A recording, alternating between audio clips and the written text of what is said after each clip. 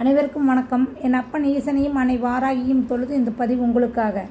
ஜோதிடத்தை நமது மூதாதையர்கள் 3 தன்மைகளாக பிரித்தார்கள். அவை கிரகங்கள், ராசிகள், பாவங்கள். கிரகம் என்பது வான மண்டலத்தில் எப்பொழுதும் சஞ்சாரித்து கொண்டிருப்பதால் அவை ஸ்தரம் என்றும், ராசிகள் ஒரே இடத்தில் வானமண்டலத்தில் இருப்பதால் ஸ்திரம் என்றும், அந்த ராசிகளுக்குள்ளே நட்சத்திரங்கள் அடக்கம் என்பதால் அவையும் ஸ்திரம் என்றும், பாவங்கள் உபயம் என்றும், அதாவது பாவம் என்பது ஒரு நேரத்தில் அசைந்தும் ஒரு நேரத்தில் அசையாமல் இருப்பதால் உபயம் என்றும் பிரித்துள்ளார்கள்.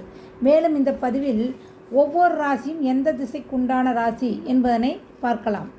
மேசம், தனுசு, சிம்மம் இந்த 3 ராசிகளும் கிழக்கு திசைக்கும், ரிஷபம், கன்னி, மகரம் இந்த 3 ராசிகளும் தெற்கு திசைகளுக்கும், மிதுனம், துலாம், கும்பம் இந்த 3 ராசிகளும் மேற்கு திசைகளுக்கும், கடகம், விருச்சிகம், மீனம் இந்த 3 ராசிகளும் வடக்கு திசைக்கும் உண்டான ராசிகளாகும். நன்றி, வணக்கம், வாழ்த்துக்கள். உங்களுக்கு அனைத்தும் நிறைவாகட்டும்.